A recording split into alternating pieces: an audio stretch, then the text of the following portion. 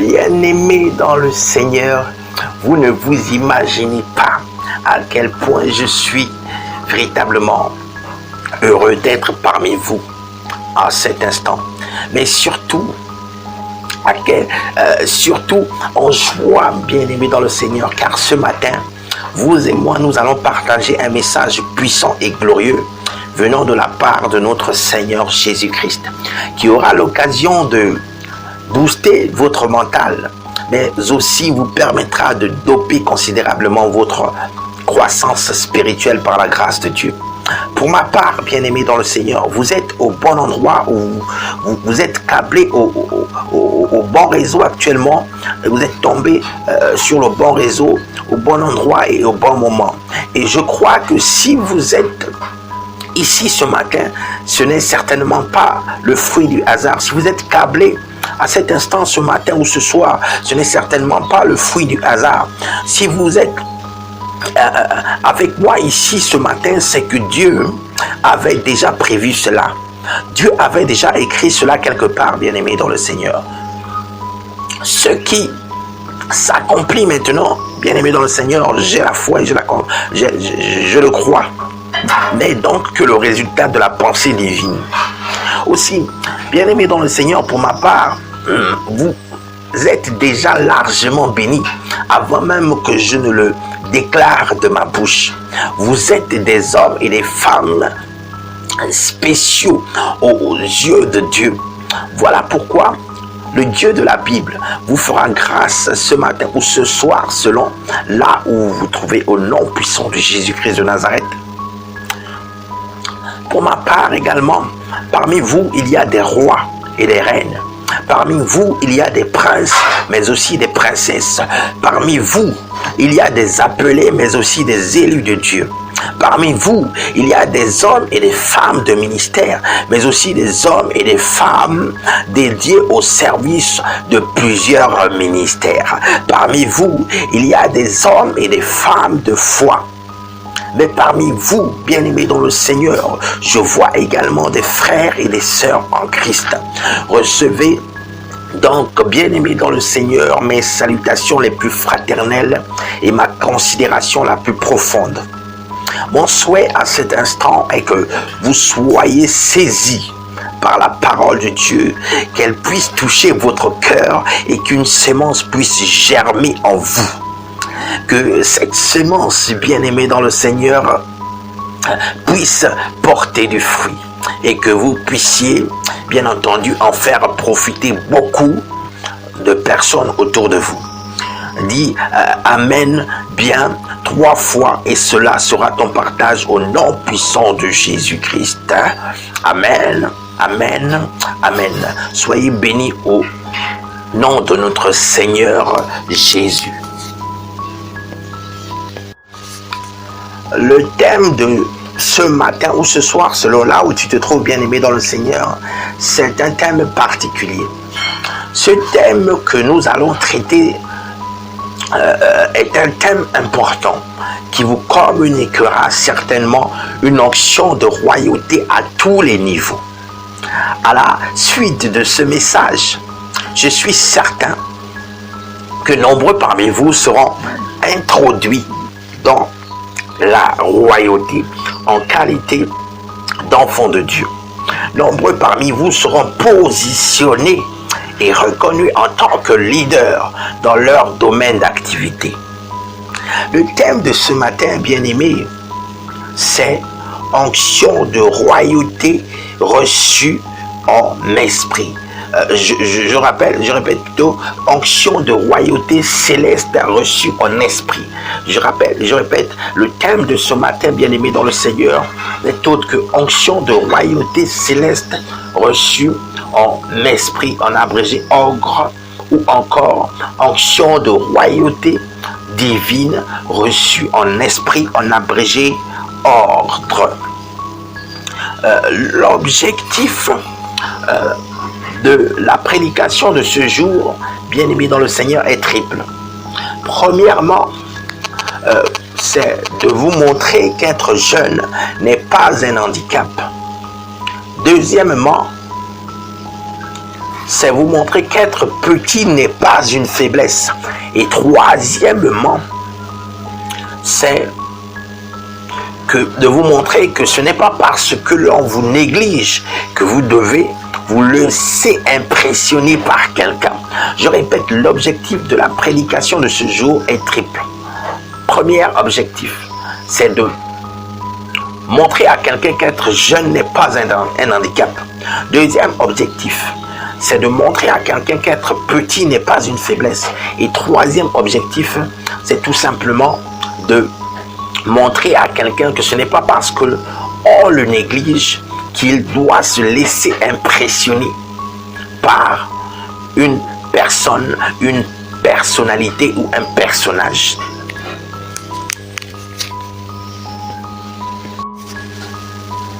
Et dans l'optique d'atteindre ces objectifs, nous allons nous appuyer sur deux passages bibliques du livre de 1 Samuel, notamment 1 Samuel 16, versets 10 à 13, et le livre de 1 Samuel, versets 1 à 19. Je répète, pour atteindre les objectifs cités, nous allons nous appuyer sur 1 Samuel 16, versets 10 à 13 et sur 1 Samuel, versets 1 à 18. Ainsi, nous allons respectueusement nous lever et lire la parole de Dieu dans le livre de 1 Samuel 16, versets 1 à 18 pour commencer. Que dit la parole de Dieu dans le livre de 1 Samuel 16, versets 10 à 13? Bien-aimés, la parole de Dieu dans le livre de 1 Samuel 16, versets 10 à 13 déclare ce qui suit. Jessé présenta ainsi à Samuel ses 7 fils, et Samuel lui dit: le Seigneur n'a choisi aucun de ceux-là. Alors Samuel dit à Jessé: n'as-tu pas d'autres garçons? Jessé répondit: il reste encore le plus jeune. Il est en train de garder les troupeaux. Alors Samuel dit à Jessé: envoie-le chercher. Nous ne nous mettrons pas à table tant qu'il ne sera pas arrivé. Jessé le fit donc venir. Le garçon était roux, il avait de beaux yeux, il était beau.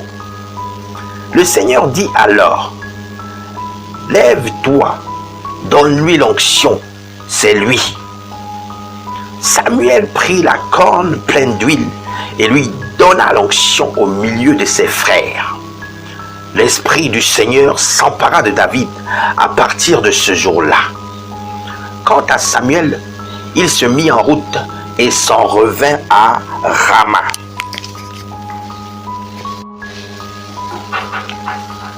Ça, c'était pour le premier verset, bien-aimé dans le Seigneur. Quant à la parole de Dieu dans le livre de 1 Samuel, versets 1 à 18, elle déclare ce qui suit. Les Philistins réunirent leurs armées pour faire la guerre. Et ils se rassemblèrent à Soko, qui appartient à Juda. Ils campèrent entre Soko et Azeka, à Éphèse d'Amine. Verset 2, Saül et les hommes d'Israël se rassemblèrent aussi. Ils campèrent dans la vallée des Térébites et ils se mirent en ordre de bataille contre les Philistins. Verset 3, les Philistins étaient vers la montagne d'un côté et Israël était vers la montagne de l'autre côté. La vallée les séparait. Verset 4, un homme sortit alors du camp des Philistins et s'avança entre les deux armées. Il se nommait Goliath. Il était de Gath et il avait une taille de 6 coudées et un empan. Verset 5. Sur sa tête était un casque d'airain et il portait une cuirasse à écailles du poids de 5000 cycles d'airain. Verset 6. Il avait aux jambes une armure d'airain et un javelot d'airain entre les épaules. Verset 7. Le bois de sa lance était comme une ensouple de tisserand. et la lance pesait 600 cycles de fer. Celui qui portait son bouclier marchait devant lui. Verset 8. Le Philistin s'arrêta et il, s'adressant aux troupes d'Israël rangées en bataille, il leur cria: pourquoi sortez-vous pour vous ranger en bataille? Ne suis-je pas le Philistin? Et n'êtes-vous pas des esclaves de Saül? Choisissez un homme qui descende contre moi. Verset 9. S'il peut me battre et qu'il me tue, nous vous serons assujettis. Mais si je l'emporte sur lui et que je le tue, vous nous serez assujettis et vous nous servirez. Verset 10. Le Philistin dit encore: je jette en ce jour un défi à l'armée d'Israël. Donnez-moi un homme et nous battrons ensemble. Verset 11. Saül et tout Israël entendirent ces paroles du Philistin, et ils furent effrayés et saisis d'une grande crainte. Verset 12. Or, David était fils de cet Éphrasien de Bethléem de Juda, nommé Isaïe, qui avait 8 fils et qui du temps de Saül était vieux, avancé en âge. Verset 13. Les 3 fils aînés d'Isaïe avaient suivi Saül à la guerre. Le premier-né de ces 3 fils qui étaient partis pour la guerre s'appelait Eliab. Le second, Abinadab, et le troisième, Shama.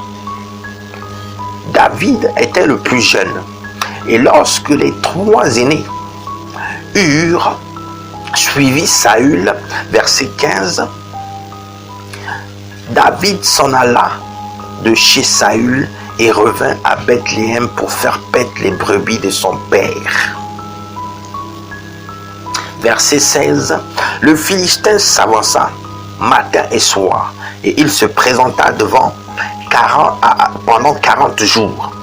Isaïe dit à David, son fils: prends pour tes frères 7 épha de grains rôtis et ces 10 pains, et cours au camp vers tes frères.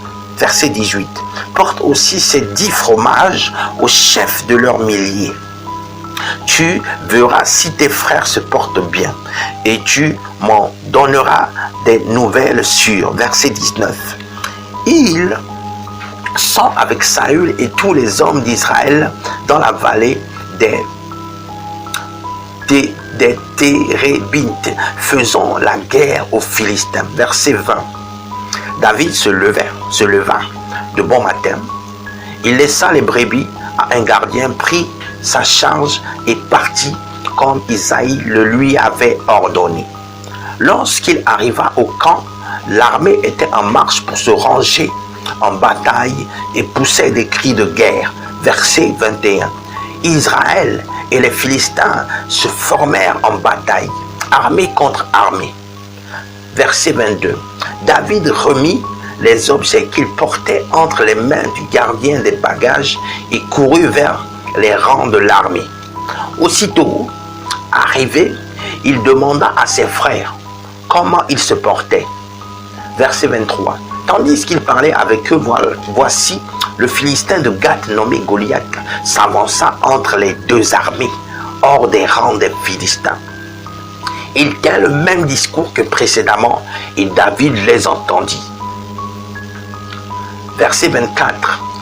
La vue de cet homme, tous ceux d'Israël s'enfuirent. À la vue de cet homme, tous ceux d'Israël s'enfuirent devant lui et furent saisis d'une grande crainte. Verset 25. Chacun disait: avez-vous vu s'avancer cet homme? C'est pour jeter à Israël un défi qu'il sait avancer. Si quelqu'un le tue, le roi le comblera de richesses.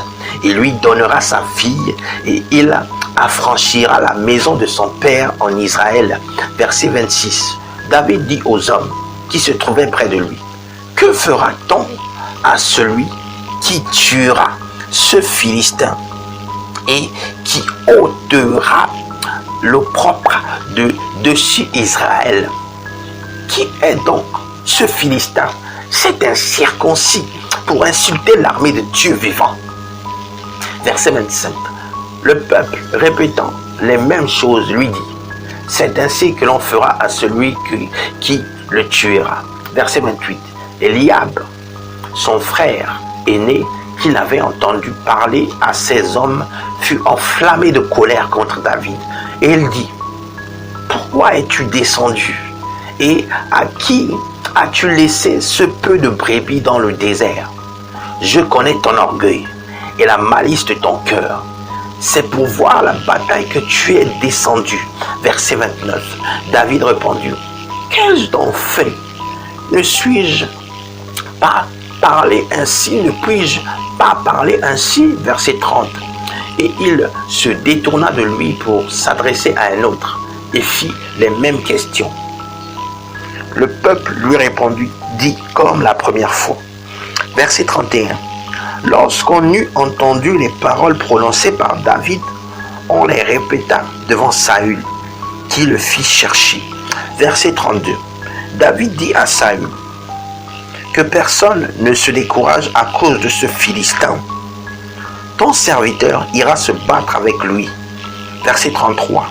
Saül dit à David: tu ne peux pas aller te battre avec ce Philistin, car tu es un enfant, et il est un homme de guerre dès sa jeunesse. Verset 34. David dit à Saül: ton serviteur faisait paître les brebis de son père, et quand un lion ou un ours venait en enlever une du troupeau. Verset 35. Je courais après lui, je lui frappais et j'arrachais les brebis de sa gueule. S'il se dressait contre moi, je le saisissais par la gorge, je le frappais et je le tuais. Verset 36.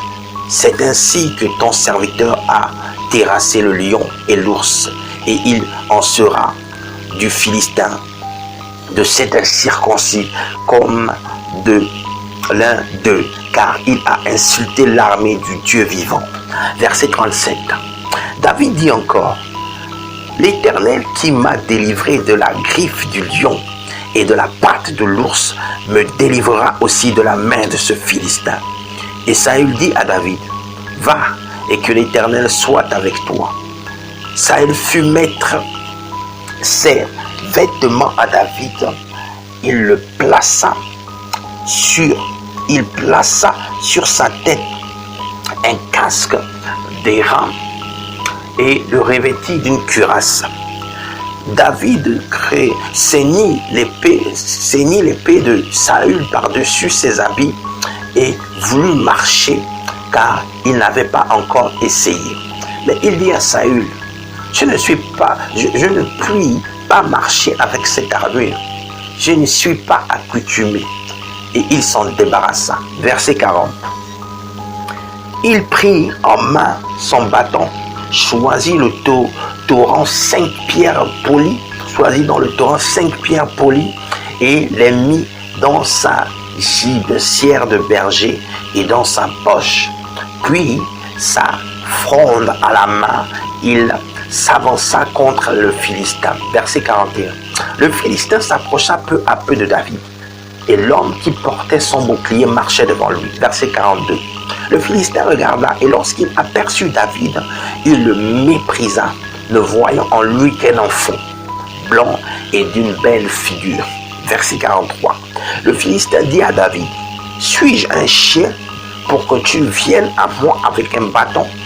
Et après l'avoir maudit par ses dieux, verset 44, il ajouta: viens vers moi, et je donnerai ta chair aux oiseaux du ciel et aux bêtes des champs. Verset 45. David dit aux Philistins: tu marches contre moi avec l'épée, la lance et le javelot, et moi je marche contre toi au nom de l'Éternel des armées, du Dieu de l'armée d'Israël que tu as insulté. Verset 46. Aujourd'hui, l'Éternel te livrera entre mes mains. Je t'abattrai et je te couperai la tête. Aujourd'hui, je donnerai les cadavres du camp des Philistins aux oiseaux du ciel et aux animaux de la terre. Et toute la terre saura qu'Israël a un Dieu. Verset 47. Et toute cette multitude saura que ce n'est ni par l'épée, ni par la lance que l'Éternel sauve, car la victoire appartient à l'Éternel et il vous livre entre nos mains. Verset 48. Aussitôt que le Philistin se mit en mouvement pour marcher au-devant de David, David courait sur le champ de bataille à la rencontre du Philistin. Il mit la main dans la gibecière et il prit une pierre et la lança avec sa fronde. Il frappa le Philistin au front et la pierre s'enfonça dans le front du Philistin qui tomba, le visage contre terre. Verset 50. Ainsi, avec une fronde et une pierre, David fut plus fort que le Philistin. Il le terrassa et lui ôta la vie sans avoir d'épée à la main. Verset 51. Il courut, s'arrêta près du Philistin, se saisit de son épée qu'il tira du fourreau, le tua et lui coupa la tête. Les Philistins, voyant que leur